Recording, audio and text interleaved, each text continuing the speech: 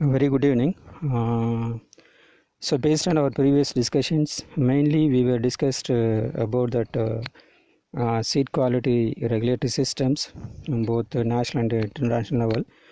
With reference to India, national level, that seed quality regulatory authorities are seed certification agencies. Under seed certification agency, two things are there. One is a central seed certification board, and each and every states they have their state seed certification board. So they are regulating the seed quality at the field level. Similarly, at international level, we have that OECD program. So that is also a international seed certification systems. Then AOSCA, that also international seed certification systems, and also they are the pioneer with reference to that seed certification that area is concerned. Then apart from that, that ISTA seed certificate program also there. So with the help of that, we can get quality checking. So once that seed is produced with appropriate quality, means appropriate quality with the internationally acceptable appropriate quality, means that material is we can go for export to other countries. So in that angle, today we are going to discuss about another important thing. So this is mainly about that plant quarantine systems and sanitary and phytosanitary measures for export and import of the seed material. So the plant quarantine, the main purpose of that plant quarantine is mainly to ensure prevention of introduction of destructive pest and disease of plants from one country to another country. That is the main motto of that plant quarantine.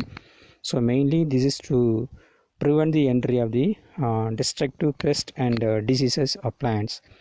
So whatever that plants or plant materials are exported or imported from one country to another country, all those material must be subjected to that plant quarantines. In India, the plant quarantine activity is mainly carried out with the help of the National Bureau of Plant Genetic Resources and the Plant Quarantine Authority of India. So that NPPGR play a major role with reference to that plant quarantine activity regarding that import export of the plant and plant pods. Then apart from that NPPGR, that ICRISAT also have a very good laboratory, that plant quarantine laboratory. That laboratory also extending very good support with reference to exchange of the germplasms between that international institutions. So that ICRISAT potential also extending their support in coordination with the NPPGR for the purpose of plant introduction. Quarantines is normally divided into two categories, that exclusive quarantine and regulatory quarantine. That exclusive quarantine is applicable for wherever that country from which the material is importing is prohibited. Under that conditions, we can issue that exclusive quarantine. So through exclusive quarantine, we can do something. By that way, we can import the material. Regarding that regulatory quarantine, so here that import is permitted, the material is accompanied with the phytosanitary certificates. So the material is accompanied with the phytosanitary certificate means we can import that material. Again, this also classified into three: domestic, international, and embargo. In the case of embargoes, that total prohibition on import, export of transport of plant material in a country. So this is inside about that the classification of the quarantine. So now we can discuss about that quarantine systems in India. So in 1984, Government of India they passed that plant, fruits and seed order, and that one came to force in 1985. The main features of this order is so after passing of these particular order, the seed material brought under the purview of the TIP Act, that is a Destructive Insect and Pest Act 1914. So regarding that importation of seeds, that is only through valid import permit. So that valid import permit must be given by the importing country. With reference to India, for import of any plant material or seed material, we have to the importer from the India side. They have to obtain that import permit from the NPPGR. So that NPPGR that offering that import permit after carrying out a lot of inspection, all those things we are going to discuss one by one. So that importation of seed material only through valid import permit. And another thing is that the import entry of the consignment is only there are accompanied with the phytosanitary certificate issued by the quarantine authority of the exporting country. So phytosanitary certificate normally given by the exporting country, so the plant quarantine authority of the exporting country. So these two are very very important, import permit and phytosanitary certificate. Import permit is normally given by the importing countries, and phytosanitary certificate is given by the plant quarantine authority of the exporting country. So now we can see what are the requirements we have to fulfill for import of the seed material. So I already told you. So for import of the material, we have to obtain import permit from the NPPGR. Without import permit obtained from the NPPGR, we cannot import any material into India. Then the incoming seed must be accompanied with the phytosanitary certificate obtained from the National Plant Quarantine Services of the exporting country. And then apart from that, a custom declarations, that is a custom declaration at the port of entry, also very very important. And the release of the consentment by the National Plant Quarantine Systems also essential. So first we have to get that import permit, then phytosanitary certificate should be given by the exporting country. Then after at the port of entry, the consignment need to be cleared by the customs declarations. Then release by the National Plant Quarantine Systems are essential. These are the sequence of steps we have to follow. Then gene bank curator must be obtained. Then the record permit and sent to the donating institution before ordering of the seeds. So normally whatever that IP is issued, that is import permit is issued by the NPPGR, that is valid for 6 months. Further that is subjected to that revalidation. So further extension for another 6 months. And normally that import permit is non-transferable. No permits are issued for landed consignments. So before landing of the consignments, we have to get that import permit. So no permits are issued for landed consignments. And seed consignment should be dispatched within 14 days of inspection and issue of the phytosanitary certificates. Within 14 days that material should be dispatched. So that is the thing we have to follow. And then fees and charges with reference to getting of the import permit. So for getting import permit for consumption plant material means we have to pay 150 rupees. For seeds and the planting material, for getting that import permit, we have to pay that 300 rupees. For extending the period of validity, rupees 100 for consumption material and rupees 200 for propagative planting materials.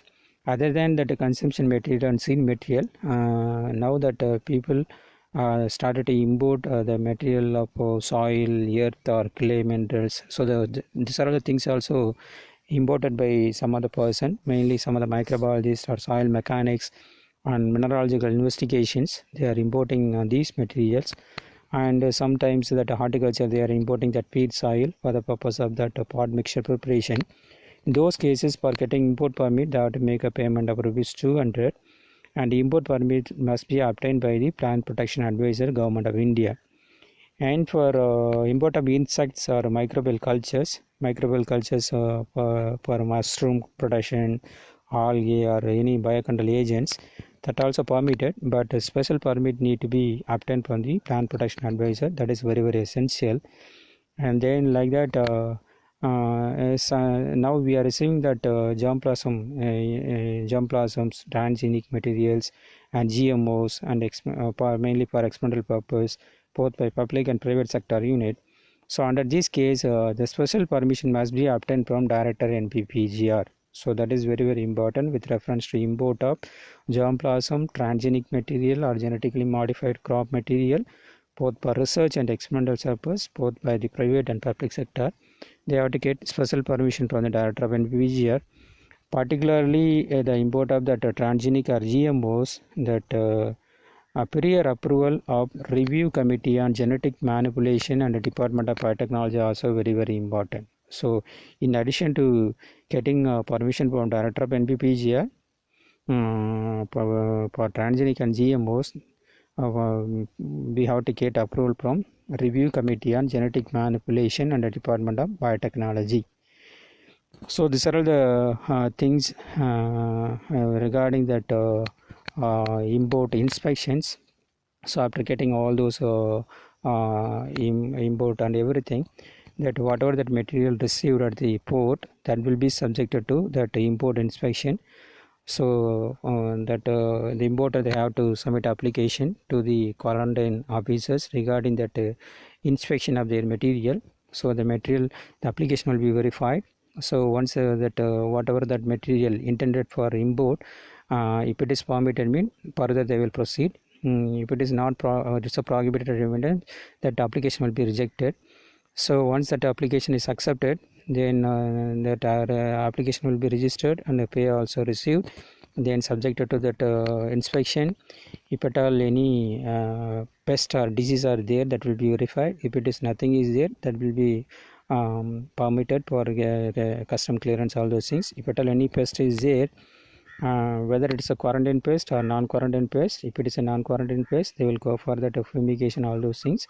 If it is a quarantine pest, after giving that fumigation, they will verify that presence or absence of the live insects. If at all anything is there, that consent will be denied. So everything given in this particular flow chart, and just you go through that. So these are all the process they are carrying out with reference to import inspection. So these are all the things with reference to that import of the material. So for import of the material, we have to get import permit from the NPPAGR. Then that consignment should be accompanied with the that phytosanitary certificate that is given by the plant quarantine authority of that exporting countries. Then we can import the material. Then once that material reaches the port, at the time there that custom clearance must be obtained. Then permission must be given for the release from the plant quarantine authority of India. So these are all the things with reference to import of the material. Similarly, some of the protocol also we have to follow with reference to export of material from India to other country. So whoever interested to export their material from India to other country, they have to submit an application to the plant quarantine officers with a request to inspect the material. So that appendix and form number and everything is given here. So that application should be submitted well in advance, or at least 2 to 3 days prior to actual date of shipment of the consignment.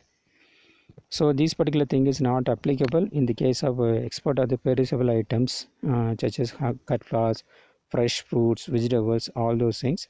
Whereas if it is a seeds intended for export, means that application should be filed 8 to 10 days prior to actual shipment. So seed is a non-perishable items. So in that case, 8 to 10 days prior to that shipment, so we have to submit application regarding that inspection of the material intended for the export.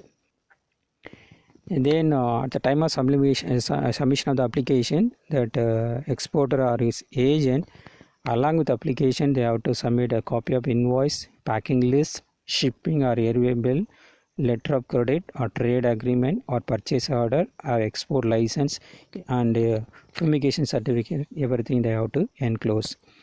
And then apart from that, they also submit the copy of the import permit given by the importing countries. So that also need to be given in case of seeds and planting material.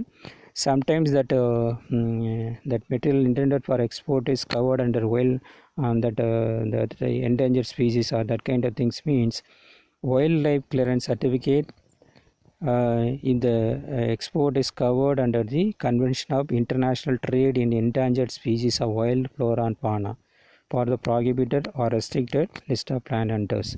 Okay, import permit should be given. Suppose the material comes under this particular CITES, means wildlife clearance certificate also they have to furnish.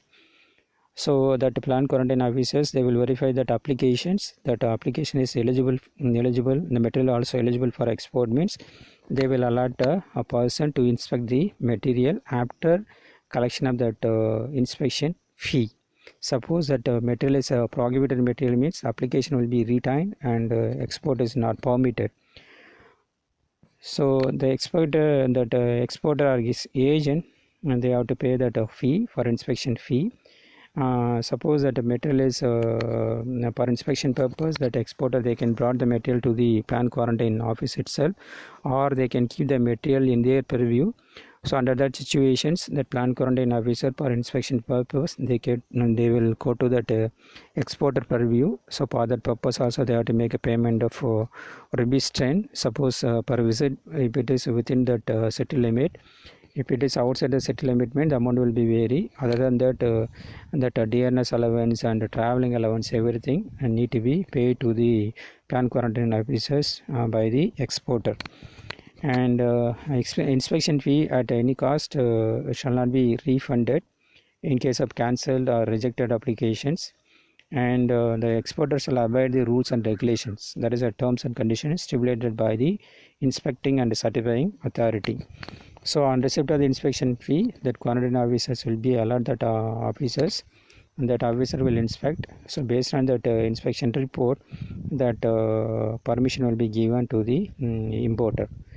So inspection, sampling, and laboratory testing. So here that consignment is subjected to that inspection that may be arranged in the station, plant quarantine stations, or arrange inspection at his premises, or present the container at any other approved places on scheduled date and time of inspection. That is very, very important. Then for exporter, they have to make a necessary arrangement for transport and labor and other facilities for opening, sampling, and repacking on sealing operations. So the intended material is seed, means that sampling should be done as per the protocol given in the International Seed Testing Association rules 1976. Suppose that intended material is consumption purpose, means as per that Bureau of Indian Standard IS 2814/1978 and IS 3714/1978, the sampling should be done. The exporter and his agents will associate with inspecting officers while taking that undertaking that inspection. Then plant quarantine officers, they have to take required quantity of the sample for detailed laboratory analysis. And the samples of grains, pulses, dry fruits, nuts, spices, fresh fruits, vegetables, cut flowers, coffee beans, groundnut, turmeric, etc. means that should be subjected to visual observation under illuminated magnifier. Especially they will verify for presence or absence of the live insect infestations. If it is a pulses, that should be subjected to X-ray examination, because in the case of pulses, hidden infestations are there, particularly the pulse beetle that will that never show any symptoms in the outward. That adult will be there on inside, that young one will be remain inside without showing any external symptoms. So for detection of all those things, we have to go for that X-ray examination. So for pulses, normally X-ray examination is recommended. Then once that at the time of inspection, if at all any live insects are recorded, if at all any live insects are noticed, so at the time that exporter or his agent, they have to arrange for fumigations, so disinfestations, fumigations. So for this purpose, they have to make a payment of 20 rupees per container for fumigation supervision charges, and also for fumigation purpose, disinfestation or disinfection charges also they have to make payment. And suppose that material is kept it under that plant quarantine area, means that during that period of all these operations, the material need to be stored at that particular place. For the storage purpose, they have to make a payment of 10 rupees per cubic meter space per day. So after fumigation and degassing should be done, then again that material will be subjected to further inspections. So if at all any live insects again is there, that material will be rejected. So that is a formality they are following. Then after that, based on that inspection, that phytosanitary certificate will be given in duplicate. The original will be given to the exporter and duplicate will be put in a file copy. And cover in the case of a re-exported consignment, the phytosanitary certificate are issued in re-export format prescribed under IPPC, International Plant Protection Convention. So on specified request from the export or his agent, the phytosanitary certificate reissued after cancelling the earlier original certificate to facilitate the incorporation of the correction or amendments. That also there, provided that reissuance of the PSC or incorporating amendment or correction is done within 7 to 10 days from the date of issue of the original certificate. So the correction should be carried out within that prescribed period of time. At the time they will issue a reissuance of the phytosanitary certificate is possible. Okay, so these are the things with reference to that inspection and issuing of the phytosanitary certificate So this is for the export of material from India to other country. So some of the item is totally prohibited with reference to giving of that phytosanitary certificate. Those things are that materials are found affected by the quarantine pest. Some of the country that material, that pest may not be there, that they will declare that is a quarantine pest. If at all any quarantine pests are there, so that materials not given with the phytosanitary certificate, that is prevented from the export. Similarly, the commodity could not be fumigated to render it pest free, as it is packed in an impermeable container. Suppose the seed is packed in an impermeable container means, and that containers and all, we cannot do that fumigations. The fumigation is not possible means killing of that live insect also not possible. So in that case also the phytosanitary certificates won't be given. And but all the material is packed in objectionable plant material. Sometimes the seed material may be packed in the objectionable plant material. In that case also there won't be any issuance of the phytosanitary certificate. And the seed is contaminated with the soil, or noxious weed seeds are available, or processed food containing additives and preservatives. Not acceptable. Additive and preservative means in all those cases that phytosanitary certificates won't be given. So reason for rejection should be communicated to the exporter so immediately. So that also very important. So these are all the things we are following with reference to inspection regarding that material intended for export. So here also we have to receive that application. By going through that application, we have to assess that the intended materials are permitted to export from India to other country.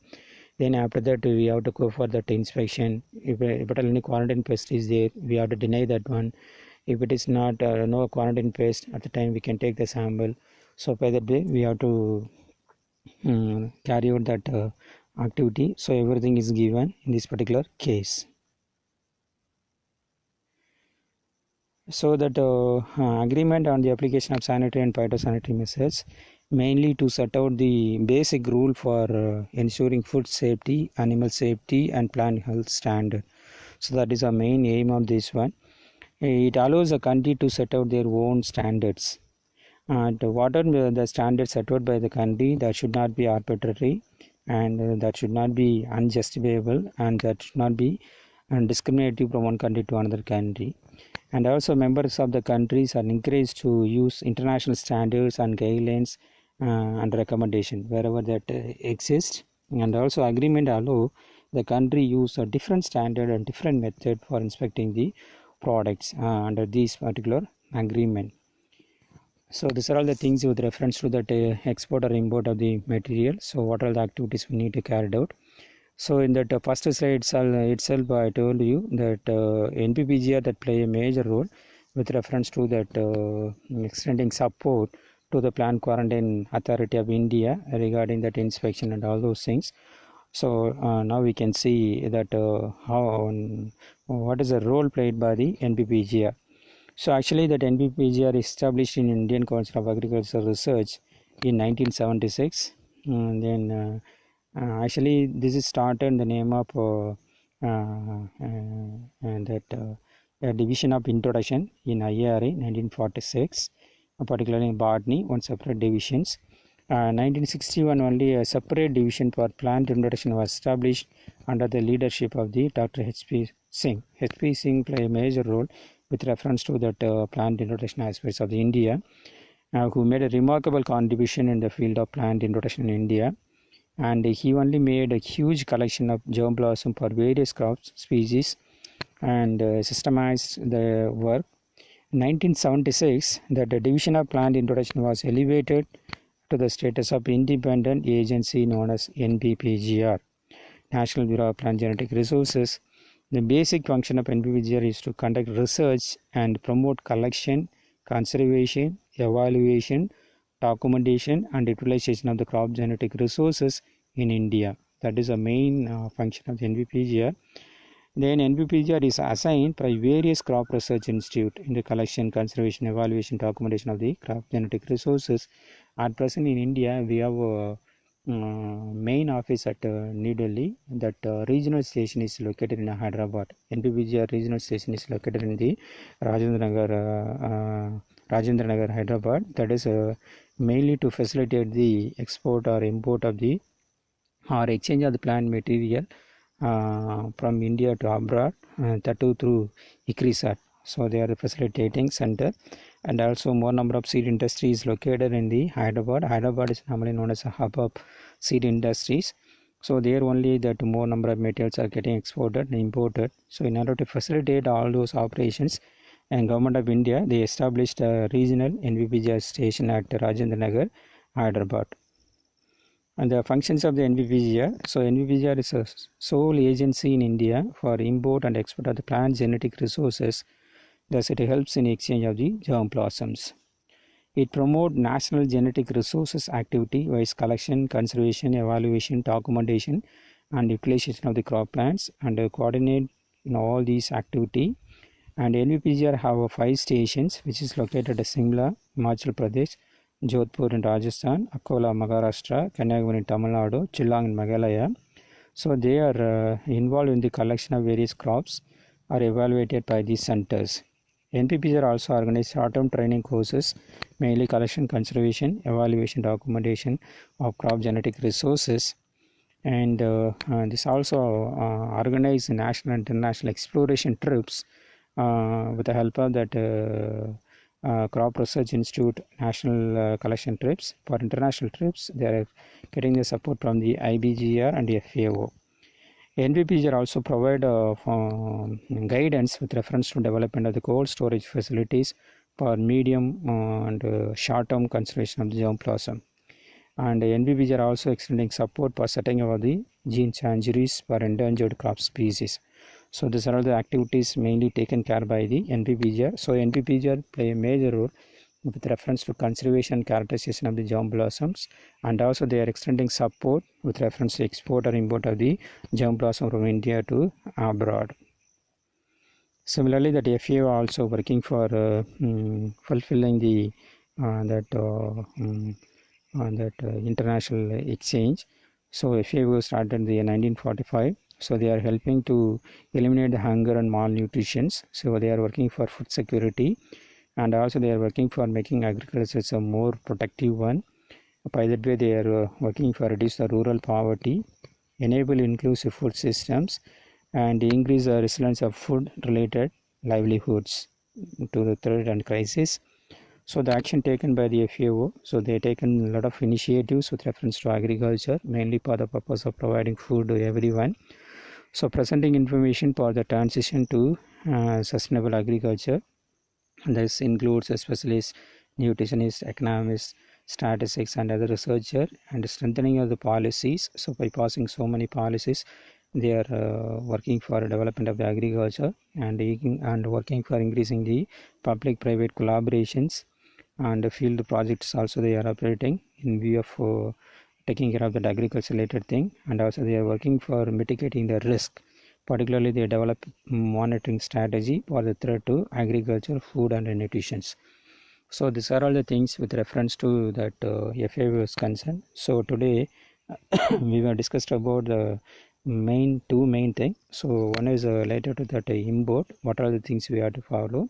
The second one is export. What are the things we have to follow? For import of the material, that import permit must be obtained, and phytosanitary certificate should be obtained from the exporting country. So then custom clearance also must be there, and custom clearance. After that, the release of the material by the plant quarantine authority. That are the things with reference to that import. Similarly for export, so that inspection need to be carried out. So for that purpose, well in advance we have to make a application to the plant quarantine authority. So they will inspect. If there any pest population is there, they will do that of fumigations. So after that, they will give a phytosanitary certificate. So with that, we can go for the export of the material. So that export and import activity of the India is mainly taken care by the Plant Quarantine Authority of India with the support of National Bureau of Plant Genetic Resources. So the seeds also comes under the TIP Act, that is a Destructive Insect Pest Act. So the quarantine is very important with reference to export or import of the material. So whatever that plant material getting imported or exported, that should be subjected to quarantine. So by that way only we can prevent the entry of any destructive pests or diseases in our country. With that, we are completing this thing. Thank you very much. If you have any doubt, any queries, you can post your queries to my mail. Thank you.